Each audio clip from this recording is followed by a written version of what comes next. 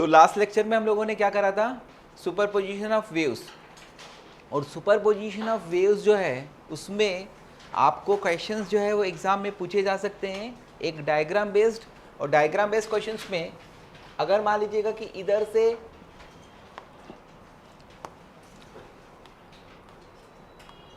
Superposition of waves में अगर मान लीजिएगा इधर से ये एक ऐसी वेव आई और इधर से एक ऐसी वेव आई, इन दोनों का सुपरपोजिशन हो रहा है, तो जब जब ये मिलती है तब तब दोनों वेव अपनी इंडिविजुअल आइडेंटिटी को मेंटेन रखेगी। मतलब ये कि अगर इसका छोटा सा भाग इस पे मिलता है, फॉर एग्जांपल यहाँ पर मीन्स ये वाली वेव का इतना पार्ट आपको मिलता है, करेक्ट। तो कितना पार्ट रीडिस्ट्रीब्यूट होगा, कितना पार्ट रीडिस्ट्रीब्यूट होगा, तो जितना पार्ट इन दोनों का मिला है उतना पार्ट रीडिस्ट्रीब्यूट होगा, म्हणजे इतना पार्ट, ठीक है। अब यहां पर इसका डिस्प्लेसमेंट 0 है, इसका डिस्प्लेसमेंट ये है, तो रिजल्टेंट डिस्प्लेसमेंट क्या आएगा, ये। और यहां पर इसका डिस्प्लेसमेंट 0, इसका डिस्प्लेसमेंट ये है, तो रिजल्टेंट डिस्प्लेसमेंट क्या आएगा, यह। और बीच वाली जो स्ट्रिंग है वो रीडिफाइंड होकर कुछ क्या हो जाएगी, ऐसी हो जाएगी, समझ गए। तो ये जस्ट लाइक मैंने कल कहा था कि जो दो इंसेक्ट्स हैं अगर वो मूव हो रहे हैं तो उनका सुपरपोजिशन किस तरह से होता है, उस तरह की चीज़, ठीक। अगर मान लीजिएगा कि इसमें ये वेव आगे बढ़ी और ये वेव यहाँ आ गई, करेक्ट बेटा, तो रिजल्टेंट वेव जो बनेगी उसमें कितना पार्ट रीडिस्ट्रीब्यूट होगा, इतना, गॉट इट। इसमें अब रिजल्टेंट वेव का शेप जो है यहाँ से यहाँ तक तो एज इट इज रहेगा, और ये कैसा रहेगा, ऐसा। तो ये पार्ट ऐसा रहेगा और इस पार्ट का resultant displacement something plus 0 is something, ये भी ऐसा। तो यहाँ पर यहाँ से यहाँ तक ऐसे ही शेप आएगा, यानी स्ट्रिंग तो कंटिन्यूस होती है ना, स्ट्रिंग ऐसा थोड़ी होगा कि ब्रेक हो जाएगी। तो स्ट्रिंग कैसी रहेगी, ऐसी ऐसी, और यहाँ पर ऐसी, करेक्ट। जैसे ये वाला पार्ट है, अगर ये 1 सेंटीमीटर है और ये -1 सेंटीमीटर, तो ये वाला पार्ट क्या हो जाएगा, 0। तो the shape of string is like this, आया समझ में। तो जैसे कल मैंने इधर से एक वेव ऐसी भेजी थी, इधर से ट्रायंगुलर भेजी थी, ये रेक्टेंगुलर थी और ये दोनों मिली थी, तो क्या हुआ था, इसका ऊपर से डबल डेकर, यानी कि क्या हुआ था, एक झोपड़ी बनी थी ना कल, इस टाइप की। आज के दिन जो है वो क्या बन रही है, उल्टी झोपड़ी, आया समझ में, ठीक है। नहीं लगा, ठीक है, बैठ जाइए। अब सुनिए, तो ये था अपना सुपरपोजिशन ऑफ वेव्स का कंसेप्ट, ध्यान से आया समझ में। तो जब ये वाली वेव इधर से आ रही है, ये वाली वेव इधर से आ रही है ना, तो श्वेता तेरे लिए आइसक्रीम का कोन तैयार हो रहा है जो तू खाती है, टिंग टिंग टिंग टिंग आया, और ये कोन जो है फिर ऐसा जाएगा, ठीक ठीक ठीक, और फिर बाहर निकल जाएगा। तो ये कोन जो है वो तेरे पास में आ रहा है, तूने आइसक्रीम ली, और इधर जो है पूरा स्लैब आ रहा है ना, यानी फैमिली पैक आ रहा है, ठीक। तो कुल मिलाकर ये था principle of superposition of waves. आज हम लोग नया कंसेप्ट सीखेंगे जिसका नाम है बाउंड्री कंडीशन, तो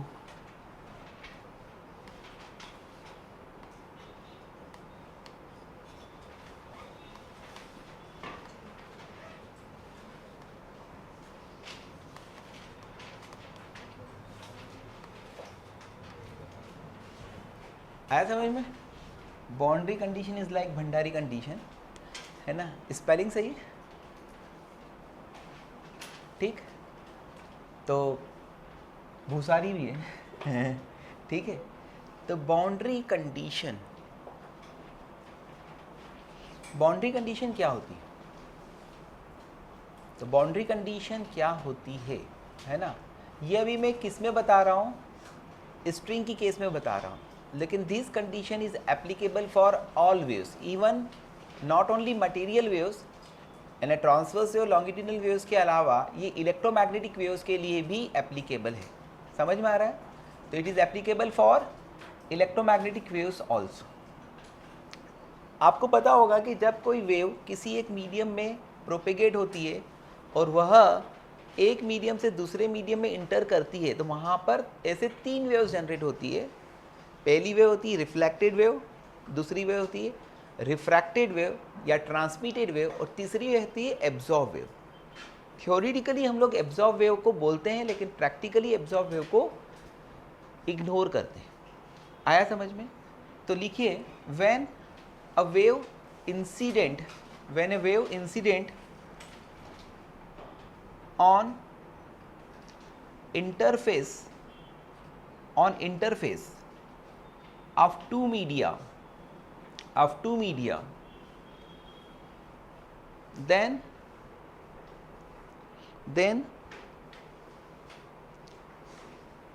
we get 3 waves.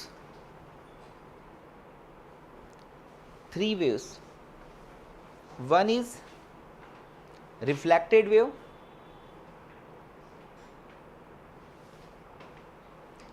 second is transmitted wave, and third is absorb wave,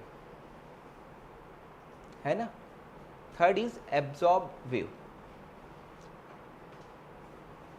तो हमें जब कोई वेव इंसिडेंट होती इंटरफेस पर, इंटरफेस का मतलब क्या है? जहाँ पर एक मीडियम और दूसरे मीडियम की बाउंड्री है, इसीलिए इसका नाम क्या दिया? Boundary condition. तो कुल मिलाकर यहाँ पर देखिए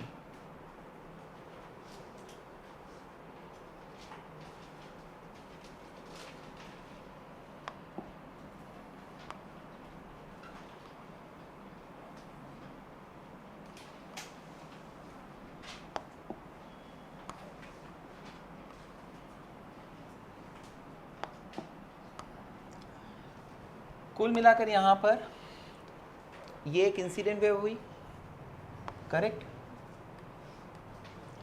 यहाँ पर क्या है?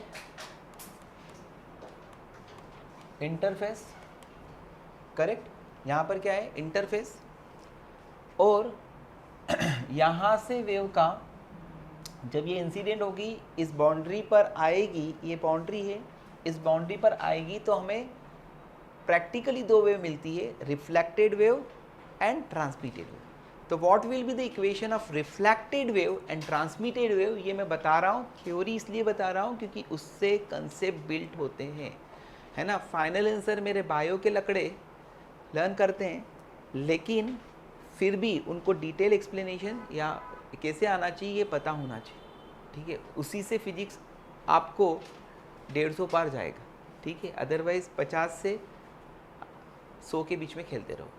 तो कुल मिलाकर यहाँ पर ये हुई एक इंसिडेंट वेव, ठीक है। इस मीडियम का रिफ्रैक्टिव इंडेक्स है μ1 और इस मीडियम का मास पर यूनिट लेंथ है μ1, इस मीडियम का मास पर यूनिट लेंथ है μ2, ठीक है। आया समझ में? तो ये दोनों मीडियम में आपको जो दिख रहा है वो ग्रीन पार्ट जो है वो क्या है? ज़्यादा मास पर यूनिट लेंथ वाला है, ठीक। अब मुझे यहाँ पे समझाना है, तो let equation of incident wave is yi is equal to ai sine omega T minus k1x, ये इक्वेशन ऑफ इंसिडेंट वेव, ठीक है। Equation of reflected wave, wave टकराकर लौटेगी, है ना। तो इक्वेशन ऑफ रिफ्लेक्टेड वेव में जब वेव रिफ्लेक्ट होकर आती है, इंसिडेंट वेव का एम्पलीट्यूड कितना है बेटा? ai। रिफ्लेक्टेड वेव का एम्पलीट्यूड अपने को निकालना पड़ेगा अभी, है ना। तो yr इज इक्वल टू क्या होगा? ar साइन जब वेव रिफ्लेक्ट होती है या रिफ्रैक्ट होती, दोनों केसेस में क्या होता है, ओमेगा अनचेंज रहता है, फ्रीक्वेंसी अनचेंज रहती है, तो omega remains as it is. जब वेव वापस से उसी मीडियम में आती है तो वेलोसिटी वही रहती है, और वेलोसिटी वही रहती है तो लैम्डा भी वही रहता है, यानी k1 वही रहेगा। लेकिन जब वापस से रिवर्स हो गई तो x की जगह क्या रखना पड़ेगा, -x, तो ये क्या होगा प्लस k1x। यानी यहाँ पर इसमें कोई इशू नहीं है, इशू किस में है, AR में, वही अपने को निकालना है। और इक्वेशन ऑफ ट्रांसमिटेड वेव, तो ट्रांसमिटेड वेव की इक्वेशन क्या होगी, yt is equal to AT sine omega, omega ही रहेगा। इस मीडियम में क्या चेंज हो जाएगा, वेलोसिटी चेंज हो जाएगी, यानी वेवलेंथ चेंज हो जाएगी। तो यहाँ पर क्या होगा, पॉजिटिव एक्स एक्सिस पे जा रहा है तो माइनस ही होगा, माइनस k2x। तो आपको अगर ये गिवन है, अगर जेई में अच्छा क्वेश्चन अगर किसी को बनाना है तो ये देगा और ये दोनों पूछेगा इक्वेशंस में, है ना। नीट में इसके AR और AT के डायरेक्ट फार्मूले जो है वो ध्यान रखकर आप सॉल्व कर सकते हो, तो बड़ी इजी चीज़ है ना। अब अपनी इच्छा क्या है बेटा, AR और AT निकालना, है ना। क्यों, क्योंकि K2 जो है वो जस्ट डिपेंड किस पे कर रहा है, μ2 पर, और μ2 गिवन होगा और μ1 गिवन होगा, तो आप कर सकते हो। तो यहाँ पर इंसिडेंट वेव, रिफ्लेक्टेड वेव और ट्रांसमिटेड वेव की इक्वेशंस आ गई, ठीक। जब वेव टकरा कर लौटेगी, ठीक है, तो उसकी वेलोसिटी अगर यहाँ पर v1 है, जब ये टकरा कर लौटेगी तो उसकी भी वेलोसिटी v1 होगी, लेकिन इधर जाने वाली वेव की वेलोसिटी क्या होगी, अलग होगी। टकराएंगे कहाँ पर, बाउंड्री पर। तो यहाँ पर कंसिडरेशन क्या कर लेते हैं इजीनेस के लिए, let boundary at x equal to 0, यानी यहाँ पर इसको हमने क्या मान लिया, x इक्वल टू 0, ठीक। दूसरी बात, ये जो बाउंड्री है इसमें एक वेव आ रही है, रिफ्लेक्ट वेव वापस से वाइट वाले मीडियम में आ रही है, और ट्रांसमिटेड वेव ग्रीन वाले मीडियम में आती है। और आपको पता है कि इट इज़ व्हाट, जॉइंट। तो जॉइंट है तो वो जॉइंट क्या रहेगा, किसी एक पोजीशन पे रहेगा, है ना। और इस तरफ की इंसिडेंट वेव और रिफ्लेक्टिव वेव के कारण इसका डिस्प्लेसमेंट होगा, और ग्रीन वाले में ट्रांसमिटेड वेव के कारण डिस्प्लेसमेंट होगा। तो कहने का मतलब ये है कि यहाँ पर वेव प्रोपेगेशन क्या होता है, कंटिन्यूस, और कंटिन्यूस होता है, इससे हमें क्या मिलता है, yi plus Y R is equal to Y T. समझे क्या, क्यों, क्योंकि इस मीडियम में इधर की तरफ इंसिडेंट वेव के कारण डिस्प्लेसमेंट और रिफ्लेक्टेड वेव के कारण डिस्प्लेसमेंट बनता है। जितना डिस्प्लेसमेंट, जैसे ये पॉइंट जो है ना, जब ये वेव आगे जाएगी तो वो क्या करेगी, पहले तो ये आगे वाली पार्टिकल्स को ऊपर करेगी, पीछे वाले पार्टिकल नीचे होते जाएंगे, तो इस तरह से आगे प्रोपेगेट होगी। अब जब यहाँ पर आएगी तो जब तक इसका इंसिडेंट होता रहेगा तब तक यहाँ पर इंसिडेंट वेव, रिफ्लेक्टेड वेव और ट्रांसमिटेड वेव, इन तीनों के कारण इस बाउंड्री वाले पॉइंट का क्या होगा, डिस्प्लेसमेंट होगा। तो उसमें वाइट में दो वेव्स हैं, एक इंसिडेंट वेव आ रही है, रिफ्लेक्टेड वेव रिटर्न हो रही है, और ट्रांसमिटेड वेव आगे जा रही है। तो सिंस ये वाला पॉइंट अगर ऊपर नीचे कहीं पे भी होगा, फॉर एग्जाम्पल अगर मैं ये बताता हूँ कि ये वाला पॉइंट कहाँ पर है बेटा, यहाँ पर, इस तरह से, ओके। तो इस पॉइंट का ये जो डिस्प्लेसमेंट है, इसमें इधर वाले रीजन में Y I plus Y R के कारण ये वाइट वाला पार्ट यहाँ पर आ रहा है, और इधर वाले में वाई टी के कारण, समझ गए। तो Y I plus Y R is equal to Y T, ठीक है। अब उसके बाद में आपको एक तो ये पार्ट हो गया, ठीक है। इसके अलावा इसको एक पावर वाली मेथड से भी कर सकते हैं, ठीक है। दूसरा कंसेप्ट जो है वो है wave propagation is differentiable. Wave propagation क्या होता है? डिफरेंशिएबल होता है। डिफरेंशिएबल होता है, इसका मतलब क्या है? Partial differentiation of Y I with respect to X plus partial differentiation of Y R with respect to X is equal to partial differentiation of Y T with respect to X. अब इसका explanation क्यों, कैसे? तो ये मिलता नहीं है आपको। Let it is not differentiable. ये मैं दे रहा हूं आपको समझाने के लिए। मान लेते हैं कि डिफरेंशिएबल नहीं है। जब कोई सी चीज़ डिफरेंशिएबल नहीं होती है, मैथमेटिकल पार्ट है, तो वहाँ पर क्या बनता है? नॉट बनता है। और नॉट बनता है तो ये आएगा ऐसा, फिर उसके बाद में ऐसा, ये नॉट बन गया। आया समझ में? ऐसे मैंने एक बार बताया होगा आपको कि ये होता है graph y equal to mod x का। तो मॉड x जो है x इक्वल टू 0 पर नॉट डिफरेंशिएबल है, क्योंकि नॉट बना है। अब जब नॉट बना है, जैसे आप लोगों को बताया कि ये कंटिन्यूस है ना, कंटिन्यूस में एकदम स्मूथनेस आनी चाहिए। जैसे वेव प्रोपेगेट होती है ना, तो ये ऐसे प्रोपेगेट होती है, तो ये स्मूथनेस आती है, वहाँ पर ऐसा बेंड नहीं आता, ठीक। तो अगर मैंने ऐसा बनाया तो सुनिए, ये स्ट्रिंग में क्या लगेगा? टेंशन लगेगा। यहाँ पर क्या लगेगा? टेंशन लगेगा। अब जब ये टेंशन्स लगेंगे, ठीक है, तो एक पॉइंट पर नेट फोर्स जो है वो एक्ट हो जाएगा। एक पॉइंट पर, एलिमेंट पे लग सकता है, लेकिन एक पॉइंट पर क्या लगेगा? नेट फोर्स लगेगा। और एक पॉइंट पर अगर नेट फोर्स लग गया, F net is not equal to 0, है ना, तो वो किसके बराबर होगा? मास इंटू एक्सेलरेशन के बराबर। अब मास ऑफ द पॉइंट क्या होगा? 0 होगा। तो एक्सेलरेशन क्या होगा? Tending to very high. That's why जो वेव प्रोपेगेशन है वो डिफरेंशिएबल नहीं होना चाहिए, डिफरेंशिएबल होना चाहिए। तो वंस अगेन आपको मैं बता देता हूँ, ठीक है, क्या बता रहा हूँ। ये 2 पॉइंट्स हैं कि wave propagation is continuous and second wave propagation is differentiable. Got it?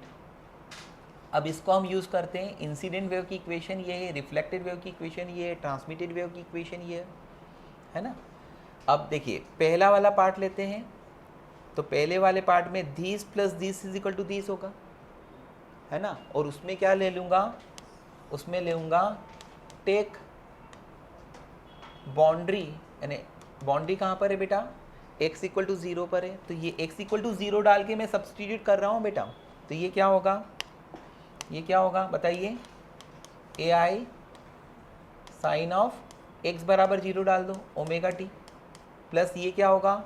Y r at x equal to 0 यानी A are sine omega t is equal to क्या आएगा? Y T.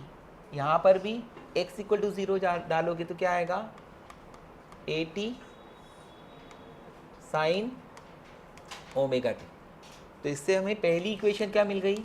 A I plus A are is equal to A T, ये पहली equation मिली। दूसरी ये क्या है? Differentiable है। तो मेरे को पहले partial differentiation of Y I with respect to क्या करना पड़ेगा? एक्स करना पड़ेगा।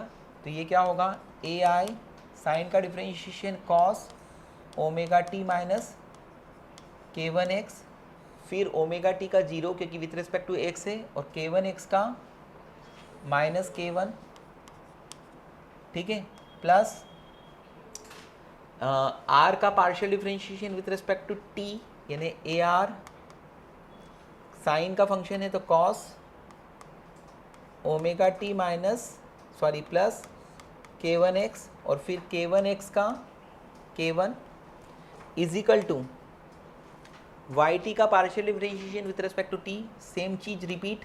तो ए टी साइन का फंक्शन है तो कॉस ओमेगा टी माइनस के टू एक्स, फिर ओमेगा टी का जीरो और के टू एक्स का माइनस के टू। अब यहाँ पर भी x इक्वल टू ज़ीरो रखें, why because boundary x equal to zero, तो यहाँ पर क्या आएगा माइनस के one A I plus k one A are is equal to minus के टू ए टी। ठीक है, ये दूसरी इक्वेशन बन गई। ठीक है, और ये पहली इक्वेशन है। अगर हम इन दोनों इक्वेशंस को सॉल्व करेंगे तो हमें आंसर आ जाएगा। ठीक, तो कुल मिलाकर ठीक है, अब मैं यहाँ पर इन दोनों इक्वेशंस को सॉल्व कर लेता हूँ। उस पेज की मैंने कॉपी कर ली, तो मैं इतना पार्ट आपको मिल जाएगा कॉपी करने के लिए। मैं इतना पार्ट हटा देता हूँ।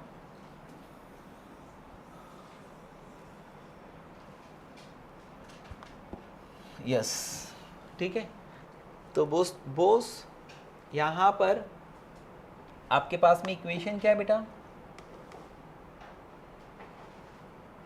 माइनस के one A I plus k one A are is equal to minus के टू ए टी।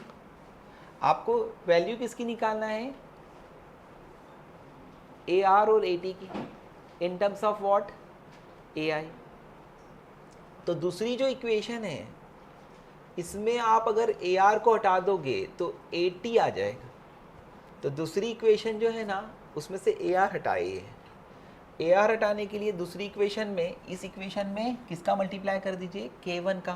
तो याद आएगा के वन ए आई पक्का plus k one A are पक्का इज इक्वल टू के वन ए टी। इसको क्या करिए, माइनस माइनस माइनस, करेक्ट, ये हो गया खटखट कटकट, और यहाँ से माइनस टू के one A i is equal to क्या आ गया, माइनस के वन प्लस के टू ए टी। तो what is A t, two के वन ए आई अपॉन के वन प्लस के two. This is the formula of A T.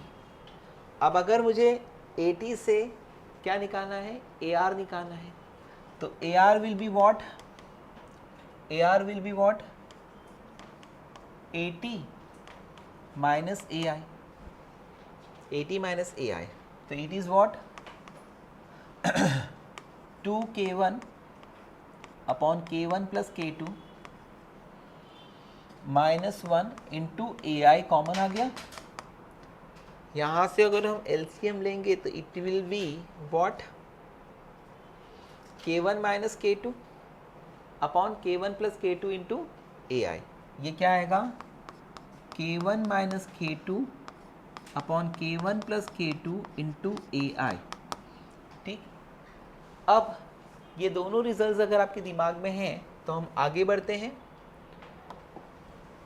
Yes, क्या रिजल्ट था, A are is equal to two के one upon के one plus के two into A i, और A t is equal to के one minus के two upon के one plus के टू इंटू ए आई। ये दोनों फार्मूले वैलिड है फॉर इलेक्ट्रोमैग्नेटिक वेव्स ऑल्सो, यानी कि वेव ऑप्टिक्स टॉपिक में मैं ये आपको बताऊंगा कि यही फार्मूले आ रहे हैं, है ना। अब उसके बाद में इसका डेरिवेशन आपने देखा, लेकिन यहाँ पर K1 और K2, K1 K2 क्या है, प्रोपेगेशन कांस्टेंट, है ना। लेकिन K1 K2 के बजाय आपको वेलोसिटी की टर्म्स में फार्मूला निकालना बेटर होगा। तो V, K और V में रिलेशन क्या है, K इज इक्वल टू क्या होता है, ओमेगा बाय V। तो what will B K1, omega तो सब जगह सेम होगा, तो व्हाट विल बी K1, देखो 2 omega by V1 upon omega by V1 plus omega by V2 into A आई। तो it will be what, V1 V2 LCM आ जाएगा, ओमेगा से ओमेगा कैंसिल हो जाएगा, तो 2V2 upon V1 plus V2 into AI, ये V1 V2 के form में आया आंसर, ठीक है। फिर उसके बाद में यहाँ पर मैं रखूँगा तो omega by V1 minus omega by V2 upon ये रखेंगे, तो ओमेगा से omega cancer, V1 V2 LCM, तो ये क्या बनेगा V2 minus V1 upon V2 plus V1 into AI, ठीक है। ये फॉर्मूला है। कारण क्या है कि वेलोसिटी की टर्म्स में निकाला, तो अगर मान लीजिएगा किसी ने ये कहा कि एक वेव एक मीडियम से दूसरे मीडियम में जा रही है और वहाँ पर उसकी वेलोसिटी 3 टाइम्स हो गई, है ना, और फार्मूले में आपको क्या दिया जाएगा, अगर रिलेशन है, रेशो है, तो आप कर सकते हो, क्योंकि यहाँ पर वेलोसिटी के रेशो से भी पॉसिबल है आंसर। वाई? क्योंकि इस फार्मूले में अगर मैं V2 का डिवाइड करता हूँ तो ये ऊपर और नीचे, तो ये फार्मूला क्या बनता है पता है, 1 minus V1 by V2 upon 1 plus V1 by V2 into AI। तो V इज इक्वल टू क्या होता है, under root of T by mu, समझे। और वेलोसिटी जो है वो अगर under root of T by mu है तो T तो स्ट्रिंग में सेम होगा, है ना, एक मीडियम से दूसरे मीडियम में जा रही है अगर वेव, तो दोनों जगह टेंशन क्या होगा, सेम होगा। लेकिन म्यूज के रेशो से आप क्या कर सकते हैं, V1 और V2 का रेशो निकाल सकते हैं, तो V1 by V2 is equal to क्या होगा, under root of mu two by V1। तो अगर हम प्रॉब्लम्स की बात करते हैं तो ये प्रॉब्लम्स क्या होती है, ईजी जाती है, ठीक है। अभी एक लास्ट, इस पूरे चीज़ को मैं अपने को किस तरह से समझना है, इस पूरी चीज़ को अपने को समझना है डायग्राम वाइज, लेकिन मैं आपको एक quick with in 2 minutes revision करा देता हूँ, फिर उसके बाद में मैं आपको डायग्राम वाइज समझाता हूँ, ठीक है, तब जाकर अपना पूरा आर्टिकल ख़त्म होगा। तो मेरे बच्चों, हमारी शुरुआत हुई थी बाउंड्री कंडीशन की, है ना, रिपीटेशन है, ध्यान से समझना, विद इन 2 मिनट्स पूरा के पूरा कंसेप्ट बिल्ट हो जाएगा। अगर मान लीजिएगा कि ये एक स्ट्रिंग है, इस स्ट्रिंग का मास पर यूनिट लेंथ μ1 है, इसका मास पर यूनिट लेंथ μ2 है, μ1 μ2 से बड़ा भी हो सकता है, कम भी हो सकता है। तो जब यहाँ पर एक वेव इंसिडेंट हो रही है, वो बाउंड्री पर आती है, तो हमें 2 वेव्स मिलेगी, एक वेव रिफ्लेक्टेड वेव मिलेगी, एक वेव ट्रांसमिटेड वेव मिलेगी। इंसिडेंट वेव क्या एम्पलीट्यूड क्या है, AI, ठीक है। अननोन क्या है कि रिफ्लेक्टिव वेव का एम्पलीट्यूड क्या होगा, वो निकाल दिया तो अपना काम हो जाएगा। तो कुल मिलाकर इंसिडेंट वेव की इक्वेशन क्या ली मैंने, yi is equal to AI sine omega T minus k1x। Omega उसकी फ्रीक्वेंसी है और k1 उसका प्रोपिगेशन कांस्टेंट है। जब वेव का रिफ्लेक्शन होता है तो x की जगह क्या हो जाता है, -x, लेकिन amplitude of the reflected wave will change, that becomes AR, ठीक है। तो यहाँ पर 2 अननोन है, AR और ये साइन चेंज हुआ। Transmitted wave since it travel in a new medium, तो यहाँ पर उसका एम्पलीट्यूड क्या हो गया, AT हो गया, और यहाँ पर प्रोपेगेशन कांस्टेंट क्या हो गया, K2 हो गया। सिंस पॉजिटिव एक्स एक्सिस में जा रही है तो इसलिए माइनस ही लिखा जाएगा। अब यहाँ पे 2 ही कंसेप्ट से हम सॉल्व कर सकते हैं, क्योंकि हमें 2 अननोन है। कौन से 2 अननोन है, AR और AT। तो पहला कंसेप्ट मैंने लगाया वेव प्रोपेगेशन कंटिन्यूस है, तो yi plus yr is equal to yt, है ना। अदरवाइज ये वाला पॉइंट, वाइट वाला पॉइंट अलग लोकेशन पर होगा और ग्रीन वाला पॉइंट अलग लोकेशन पर होगा। ऐसा पॉसिबल नहीं है कि स्ट्रिंग को ऐसे बांध कर तुम हिलाओगे तो वो नॉट जो है वो क्या होगी, एक ही पॉइंट पर इसलिए होती है क्योंकि yi plus yr is equal to क्या होता है, yt होता है।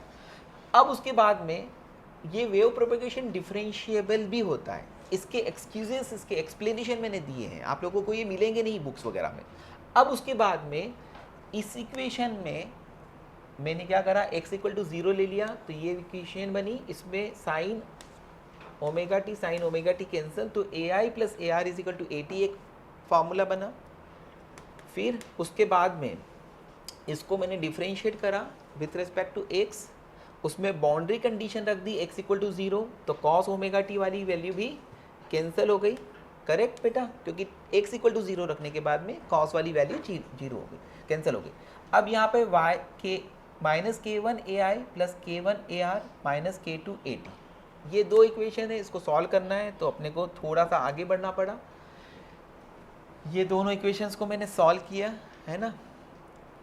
मेरे को क्या निकालना है, AT, तो मैंने AR को एलिमिनेट कर दिया, है ना, AT आ गया 2K1 upon K1 plus K2 AI, और AR किसके बराबर आ रहा है, K1 minus K2 upon K1 plus K2 into AI। फिर उसके बाद में वापस से इन फॉर्मूलों को V1 और V2 की टर्म्स में लिखा, क्योंकि क्वेश्चंस जो है वो K1 K2 की टर्म्स में नहीं आते हैं, आपको वहाँ पर V1 एंड V2 की टर्म्स में ईजी होगी। तो यहाँ पर मैंने उसमें K is equal to omega by v रखा कर क्या फॉर्मूला बना दिया, ये बना दिया। ये फॉर्मूला आप लोगों को वेव ऑप्टिक्स में भी लगता है, कुछ गलती हुई है, ठीक है, ओके, होता है, ये जानबूझ के भी होता है, ठीक है। तो यहाँ पर ये फॉर्मूला जो है ना वो किसका है, AT का है और ये AR, ठीक। अब ये ध्यान रखना, ठीक, ये हमारा फर्ज है ना, अदरवाइज निपट जाएंगे।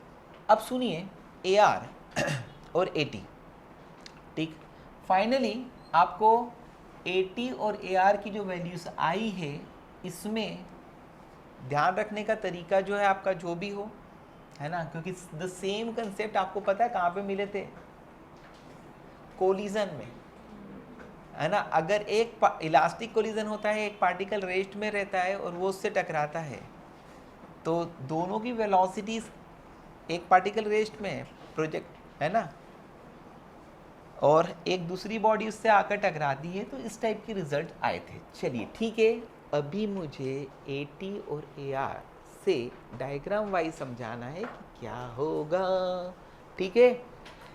तो खुशी, अब हम आ रहे हैं नए कंसेप्ट पर। देखिए ये थी मेरी एक वेव, करेक्ट, उसके बाद में थी यहाँ पर ये स्ट्रिंग, ओके, यस। इस मीडियम का रिफ्रैक्टिव इंडेक्स था μ1, इसका था μ2, और यहाँ पर माला मुझे μ1 इज लेस देन μ2। अगर μ1 लेस देन μ2 होगा तो वेलोसिटी कहाँ पर ज़्यादा होगी, v is inversely proportional to square root of mu, तो जहाँ का म्यू कम वहाँ की वेलोसिटी ज़्यादा, यानी यहाँ पर v1 is greater than v2, got it. अब अगर मुझे यहाँ पर AT देखना है और AR देखना है, तो AT की वैल्यू क्या है, 2v2 upon v1 plus v2 into AI, ठीक है, और AR की वैल्यू देखना है तो वो क्या है, v2 minus v1 upon v2 plus v1 into AI, यानी यहाँ पर ये क्या आ रहा है बेटा, negative, v2 is less than v1 ना, तो ये क्या आ गया, नेगेटिव। नेगेटिव का मतलब क्या हो गया, inverted. v2 less than v1 है, इससे ये रिजल्ट आया कि AT is less than AI, got it, AT is less than AI। क्यों, क्योंकि ऊपर है 2v2 और नीचे v1 प्लस v2, यानी डिनोमिनेटर क्या हो गया, न्यूमरेटर से बड़ा हो गया, तो इसलिए AT AI से छोटा होगा। तो जब इंसिडेंट वेव का एम्पलीट्यूड क्या था, ये था। अब यहाँ पे जो रिफ्लेक्टेड वेव मिलेगी उसका डायग्राम मैं बना देता हूँ। तो डायग्राम बनाने के लिए चलो इतने में ही काम हो जाएगा, इतने में ही काम हो जाएगा। ये आया v2 minus v1 upon v2 plus v1, तो ये बहुत छोटा बनेगा, ऐसा कुछ बनेगा, ओके, उल्टा बनेगा। और उसके बाद में मेरा ये बंदा जो बनेगा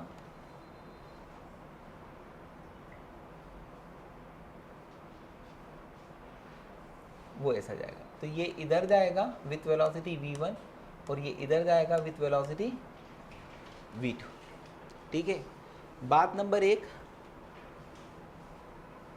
AR ये जो रिफ्लेक्टेड है इसका एम्पलीट्यूड क्या आएगा, AR, वो क्या है, नेगेटिव, और ये ट्रांसमिटेड जो है इसका एम्पलीट्यूड क्या आएगा, AT। तो AT क्या है, छोटा है ए आई से, करेक्ट। इसके साथ साथ में अगर हम यहाँ पर एक और करते हैं, समझते हैं, तो अगर मैं ये लेता हूँ,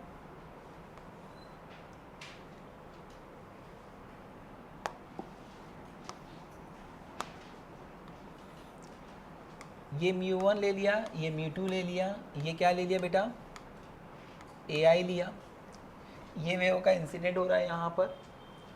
अब की बार μ1 ग्रेटर देन μ2 है, जब μ1 ग्रेटर देन μ2 है तो क्या होगा, V1 लेस देन V2 होगा, है ना। अब यहाँ पर AT की वैल्यू क्या है, AT की वैल्यू है 2V2 upon V1 plus V2 into AI, यानी यहाँ पर क्या होगा, AT ग्रेटर देन आएगा AI से, ठीक। और AR इज इक्वल टू क्या है, V2 minus V1 upon V2 plus V1 into AI, यानी यहाँ पर AR क्या होगा, पॉजिटिव होगा, but it will be less than AI। तो जब वेव यहाँ पर आकर टकराकर लौटेगी, है ना, तो क्या होगा, आपको जो वेव मिलेंगी वह कुछ कैसी मिलेगी,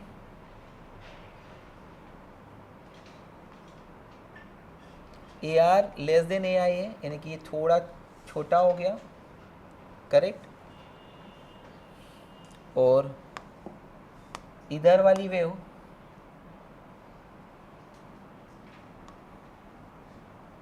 उसका AT ग्रेटर देन AI हो गया, यानी कि ये और बड़ा हो गया, ये AT है, ये AI से भी बड़ा है, ये AR है। एक और बात जो कि बहुत कम लोग ध्यान रखते हैं, और वो ये है कि यहाँ पर जब ये आई तो ये जो दोनों वेव, ये रिफ्लेक्टेड वेव और ये transmitted wave, both are not equidistance from boundary. The reason is what, ये डिस्टेंस अगर x2 है तो ये डिस्टेंस क्या होगा, x1। और वो केयर मैंने पिछले वाले डायग्राम में भी करी थी, क्यों, क्योंकि V2 बड़ा है V1 से, तो डेफिनेटली बाउंड्री पर आने के बाद में ये जो है वो ज़्यादा डिस्टेंस पर होगा और ये कम डिस्टेंस पर होगा। तो वन ऑफ द क्वेश्चन जो है, कंसेप्चुअल क्वेश्चन जिसको हम कह सकते हैं, वो डायग्राम बेस्ड होते हैं। और डायग्राम बेस्ड में आपको ये दो डायग्राम पूछे जा सकते हैं। It all depend upon what, μ1 and μ2, है ना, कि अगर एक स्ट्रिंग पे इंसिडेंट वेव आ रही है तो उसका रिफ्लेक्टेड और ट्रांसमिटेड वेव का शेप कैसा होगा, ये भी क्वेश्चन पूछा जा सकता है। फॉर्मूले आपको ध्यान में रखना है, उस पे बेस्ड क्वेश्चंस आ सकते हैं, ठीक है। तो इसे कॉपी कर लीजिए, ठीक, यस। तो क्वेश्चन है yi equal to 0.03 sine t/20 minus x/4, ये इक्वेशन ऑफ इंसिडेंट वेव। यहाँ पे दिया है velocity of transmitted wave is twice of velocity of reflected wave. Velocity of transmitted wave is twice of velocity of reflected wave. Then find AR and AT and also find equation of reflected and transmitted wave. समझ गए, equation of reflected and transmitted wave, ठीक। तो यहाँ पर AR is equal to क्या formula है, V2 minus V1 upon V2 plus V1 into AI, A i ये हो गया, है ना, ये क्या है V1 है और ये क्या है V2, ठीक है। तो V2 को क्या लिख सकता हूँ मैं, 2V1 minus V1 upon 3V1 into क्या आ जाएगा AI, यानी AR कितना आएगा 1/3 AI। अगर AR जो है वो 1/3 AI है, ठीक है, तो AT किसके बराबर होगा, इजीली कर सकते हो, AI plus AR is equal to AT करके, यानी कितना आ जाएगा 4AI/3, ठीक, समझ में आ रहा है। उसी से अभी अपन ने डायग्राम देखा था कि AR का एम्पलीट्यूड क्या हो जाएगा, कम हो जाएगा और AT का एम्पलीट्यूड बढ़ जाएगा इंसिडेंट वेव से भी। अब इसमें अगर मुझे यहाँ पर रिफ्लेक्टेड वेव की इक्वेशन बनानी है तो वो क्या formula, AR sine T/20 remain same, और ये साइन क्या हो जाएगा प्लस का x/4, गॉट इट। तो यहाँ पर रिफ्लेक्टेड वेव की इक्वेशन क्या होगी, AR की जगह क्या आएगा 0.03 डिवाइडेड बाय 3, गॉट इट, क्योंकि AI की value 0.03 into sine T/20 plus x/4, correct. अब यहाँ पर सुन लीजिए K1 की वैल्यू कितनी है 1/4, ये K1 है, x का कोएफिशिएंट K1 है। आपको क्या निकालना है K2, क्योंकि दूसरी इक्वेशन में AT में क्या निकालना पड़ेगा K2। तो K2 निकालने के लिए क्या तरीका होगा, K2 इज इक्वल टू क्या होगा ω/V2, और K1 किसके बराबर है ω/V1। तो K2 अपॉन K1 की वैल्यू क्या आ गई, K2 अपॉन K1 की वैल्यू क्या हो गई V1 अपॉन V2। तो what is K2, K2 is K1 यानी 1/4 into V1/V2, and V1/V2 V1 upon V2 is equal to क्या है 1/2, तो K2 is 1/8।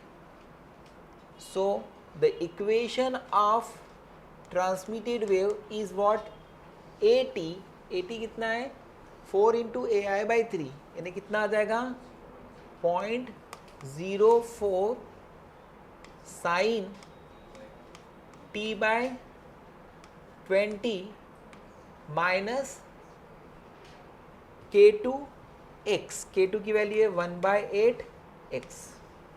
So it is your answer, copy कर लीजिए। तो नेक्स्ट कंसेप्ट है एग्जैक्टली ये वाला कंसेप्ट जो है वो मेरी तरफ से मैं आपको जो समझा रहा हूँ ये one of the most important concept है, और लॉन्गिट्यूडिनल वेव को मैं समझा रहा हूँ। लॉन्गिट्यूडिनल वेव आपको पता है कि जब हम बोलते हैं तो क्या होती है, लॉन्गिट्यूडिनल वेव मीडियम में ट्रैवल करती है। अब आप यहाँ पर ये बताइए कि जब मैंने कहा तो मेरे वोकल कार्ड में डिस्टर्बेंस क्रिएट हुए और डिस्टर्बेंस के कारण तुम्हें आवाज़ सुनाई आ रही, मेरी आवाज़ सुनो, ठीक है। तो ये जो आवाज़ सुनाई आ रही है इसमें मीडियम जो है हेल्पफुल है। डिस्टर्बेंस जब क्रिएट हो रहे हैं तो वो डिस्टर्बेंस तुम्हारे पास तक आ रहे हैं। जब मैं बोलना शुरू कर रहा हूँ तो यहाँ पर मीडियम के particle to and fro move कर रहे हैं, और इस तरह से साउंड एनर्जी का ट्रांसफ़र होकर तुम्हारे कानों के पर्दे पर वो क्या हो रहा है, डिस्टर्बेंस हो रहा है। और हमारा ईश्वर ने जो सॉफ्टवेयर बनाया है कानों का वो इस तरह से बनाया है कि वो उसको रिसीव करके आवाज़ में परिवर्तित कर। अदरवाइज दीवार पर अगर तुम खटखट खटखट करोगे तो क्या होगा, दीवार को सुनाई नहीं देती लेकिन फिर भी बोलते दीवारों के कान होते हैं। वो क्यों होते हैं, ये फिजिक्स का कंसेप्ट है, ये मैं बाद में बताऊंगा डॉपलर इफेक्ट में, कि दीवारों के भी कान होते हैं और दीवारें बोल उठेगी, दीवारें बोलती भी है। तो ये भी फिजिक्स का ही कंसेप्ट है, ये भी बाद में बताऊंगा। अभी जो है अपना ये कंसेप्ट पढ़ लेते हैं, क्योंकि वहाँ पर आने पर मुझे है ना ये दोनों स्लोगन्स जो है बहुत अच्छे लगते हैं। अभी मेरे को क्या सिखाना है, तो मेरे को लॉन्गिट्यूडिनल वेव कैसे प्रोपेगेट हो रही है वो बताना है। जब पानी के ऊपर पत्थर फेंकते हैं तो जो डिस्टर्बेंस क्रिएट होते हैं सरफेस पर, उसमें मेन रीज़न होता है सरफेस टेंशन का। तो सरफेस टेंशन के कारण कौन सी वेव प्रोपेगेट होती है? Transverse wave. जब मैं बोल रहा हूँ तो कौन से रीज़न के कारण साउंड आपके कानों तक पहुँच रहा है? उसका कारण है एक्सेस इन प्रेशर। क्या कारण है? Excess in pressure. तो एक्सेस इन प्रेशर, जब अभी सब जगह प्रेशर क्या यूनिफॉर्म है, and it is around 1.013 into 10⁵ newton, यानी एक के बाद में 5 जीरो गिन कर है ना, यानी लगभग 1 लाख। ठीक, तो ये प्रेशर है, एटमॉस्फेरिक प्रेशर। लेकिन मेरे बोलने के कारण जो मीडियम में कंप्रेशन और एरर फ्रैक्शन क्रिएट हो रहे हैं, वहाँ पर प्रेशर का वेरिएशन होता है। कितना होता है? जस्ट 1 न्यूटन पर मीटर स्क्वायर, यानी 1 लाख प्लस 1 और 1 लाख माइनस 1। तो that is that small change in pressure causes propagation of longitudinal wave, that is sound wave. समझा? तो कभी कभी तुम बोलते हो कि सर फिजिक्स वाले इग्नोर कर देते हैं, तो 1 लाख में 1 को इग्नोर कर दीजिए। अगर वहाँ पर इग्नोर करूँगा तो मैं एक्सप्लेन नहीं कर पाऊँगा कि साउंड वेव क्यों प्रोपेगेट हो। आया समझ में? तो 1 लाख में एक चीज सिर्फ 1 न्यूटन पर मीटर स्क्वायर के कारण साउंड वेव प्रोपेगेट होती है। तो यहाँ पर मैंने अभी आपको ये बोला कि what causes the propagation of longitudinal wave in air, तो आपका आंसर क्या होगा? Excess in pressure. ठीक है, अब एग्जैक्टली लॉन्गिट्यूडिनल वेव 2 तरह से हम डिनोट करते हैं। One is the displacement wave and second is the pressure wave. बहुत इज्जत से समझिए, ये कहीं पे नहीं मिलेगा जो मैं बता रहा हूँ। ठीक, one is the displacement wave and second is the pressure. तो इसका मैं पहले ज्योमेट्रिकली एक्सप्लेनेशन दे रहा हूँ, उससे आपको दोनों वेव समझ में आएगा। फिर मैं मैथमेटिकली इनको प्रूव भी करूँगा कि किस तरह से ये वेव बनती है, डिनोट करते हैं। तो explanation of longitudinal wave, that is, one is the displacement wave and second is the pressure wave। मैं चाहूँ ना तो डायरेक्ट कंसेप्ट के बजाय मैथमेटिकल पार्ट पे चला जाऊँगा तो भी समझ में आता है, लेकिन ये समझाकर थोड़ा सा मैं आपको बताना चाहता हूँ। सुनिए, ये एक लॉन्गिट्यूडिनल वेव इधर प्रोपेगेट हो रही है। इस लॉन्गिट्यूडिनल वेव में बिफोर प्रोपेगेशन जो मीडियम के पार्टिकल्स हैं वो एक प्लेन में बताए जा रहे हैं।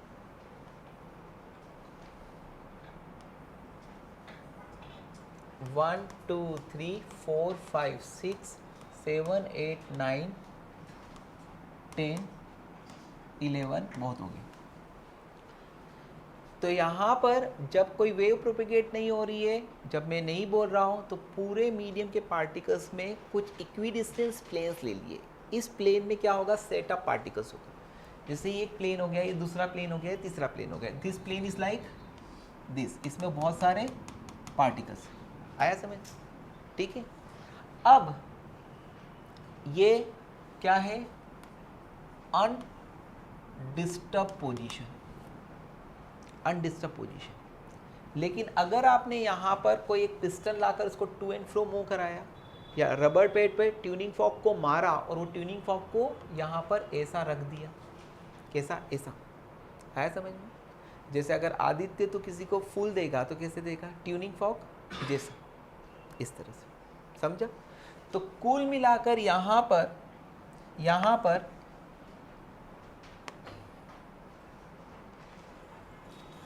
जब आपने इस एंड पर क्या करा, एक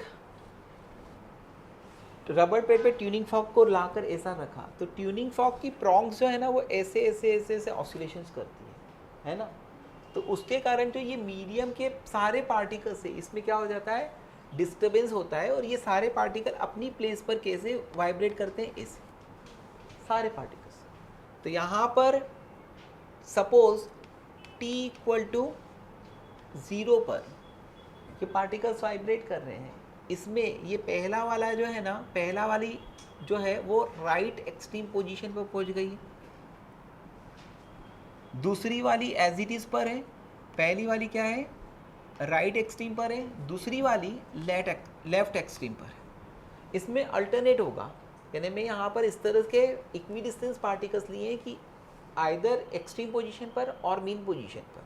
तो एक्सट्रीम पोजीशन दो होती है, एक राइट एक्सट्रीम और एक लेफ्ट एक्सट्रीम। तो यहाँ पर सभी पार्टिकल्स का लोकेशन मैं बता रहा हूँ, 1 यहाँ, 2 mean position, 3 left extreme, 4th mean position, 5 right extreme, 6 mean position, 7th left extreme, 8th mean position, 9th right extreme, 10th mean position, 11th left extreme.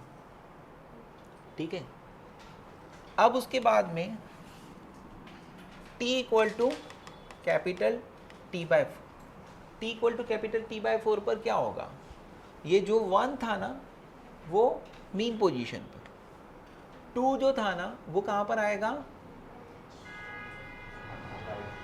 Right extreme, 3 mean position, 3 mean position, 2 right extreme, 4th left extreme, 5th mean position, 6th right extreme, 7th mean position, 8th left extreme, 9th mean position, 10th right extreme, 11th mean position. ठीक है, तो t equal to 0 से t equal to T/4 पर जो compression है, इसको क्या बोलेंगे कंप्रेशन, इसको क्या बोलेंगे रारेफैक्शन, इसको कंप्रेशन रारेफैक्शन। आया बेटा समझ में? तो आफ्टर T/4 टाइम कंप्रेशन आगे बढ़ गया, यानी रारेफैक्शन पे नहीं आया बेटा, कंप्रेशन और रारेफैक्शन के बीच में पहुंचा। t equal to T/2 time पर जो कंप्रेशन है वो कहाँ पर पहुंचेगा रारेफैक्शन, और रारेफैक्शन क्या बन जाएगा कंप्रेशन, और t equal to capital T पर कंप्रेशन कंप्रेशन की तरह ही दिखेगा। आया क्या समझ में? जैसे अगर एक ट्रेन जा रही है तो वो ट्रेन चलती है ना, तो वैसे यहाँ पर काय की ट्रेन चलती है कंप्रेशन रारेफैक्शन कंप्रेशन रारेफैक्शन। समझ में आया? अभी भी बहुत सुंदर चीज़ें बची है, यानी इसके बाद में मैं t इक्वल टू T/2 वाला भी डायग्राम बना सकता हूँ, लेकिन आई थिंक आप उसके बारे में विजुलाइज कर सकते हो। अब एग्जैक्टली इक्वेशन के फॉर्म में अपने को ट्रांसवर्स वेव दिखाना इजी होता है, इक्वेशन के फॉर्म में ट्रांसवर्स वेव दिखाना इजी होता है, लेकिन लॉन्गिट्यूडिनल वेव को दिखाना थोड़ा सा डिफ़िकल्ट होता है। लेकिन मैं यहाँ पर आपको एक आइडिया दे रहा हूँ जिससे मैं लॉन्गिट्यूडिनल वेव को like a transverse wave convert करता हूँ। देखो लॉन्गिट्यूडिनल वेव में मीडियम का पार्टिकल क्या होता है, टू एंड फ्रो होता है। ट्रांसवर्स वेव में मीडियम का पार्टिकल क्या होता है, perpendicular to direction of propagation of wave होता है। तो यहाँ पर एक शब्द मैं बोल रहा हूँ कि आपको पार्टिकल को, इस वेव को, लॉन्गिट्यूडिनल वेव को ट्रांसवर्स वेव में कैसे बदल सकते हैं। तो हम उसमें क्या करते हैं, रोटेट करते हैं, कौन सी, disturb position of the particle with respect to undisturb position by 90 degree in anti clockwise direction. ये क्या है, 1 की, ये 1 की क्या है अनडिस्टर्ब पोजीशन। अबे इसका घर यहाँ पर है, ये घर से निकला है ना, कहाँ पर, 1 पर। तो ये क्या है अनडिस्टर्ब पोजीशन ऑफ 1 है, और ये 1 की डिस्टर्ब पोजीशन। तो इसको अनडिस्टर्ब पोजीशन के विथ रेस्पेक्ट टू 90 डिग्री घुमा दीजिए, ये आएगा 1 यहाँ। 2 की एग्जैक्ट लोकेशन भी वही है, अभी भी वही है। 3 की ये लोकेशन अनडिस्टर्ब लोकेशन थी, ये डिस्टर्ब लोकेशन है, आप इसके विथ रेस्पेक्ट टू राउंडर लीजिए।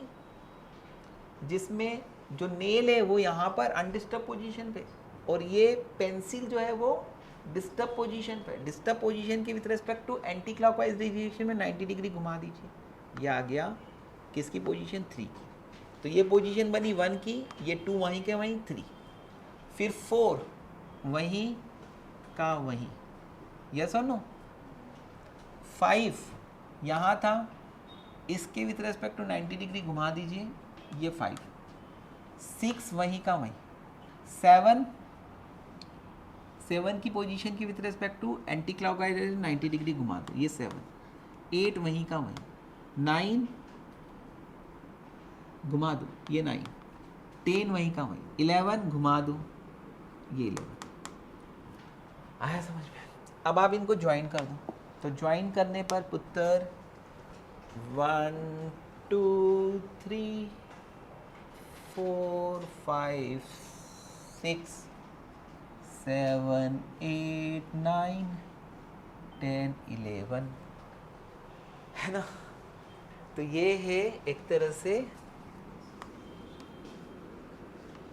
Displacement wave, like transverse displacement wave of the longitudinal wave, है ना। अब सुनो, यहाँ पर जहाँ पर कंप्रेशन होता है वहाँ पर प्रेशर मैक्सिमम होता है और जहाँ पर रारर फ्रिक्शन होता है वहाँ पे प्रेशर मिनिमम होता है और दोनों के बीच में प्रेशर वेरी करता है। सुनिए, अभी देखिए, देखो यहाँ पर प्रेशर क्या होगा, मैक्सिमम। यहाँ पर प्रेशर क्या होगा, मिनिमम। यहाँ पर प्रेशर क्या होगा, P not plus delta P something, और यहाँ पर प्रेशर क्या होगा, P not minus delta P.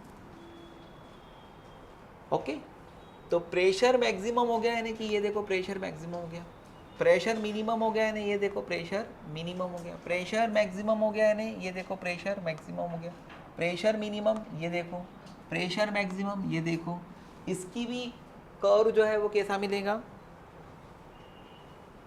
कुछ साइन या कोसाइन कर्व जैसा। तो इसको ज्वाइन करिए, ding dong ding, ding dong ding, समझ। इसका मतलब ये है कि जब ये डिस्प्लेसमेंट वेव मीन पोजीशन पर है तो प्रेशर वेव मैक्सिमम है। जब प्रेशर मीन पोजीशन पर आ जाता है तो डिस्प्लेसमेंट मैक्सिमम है।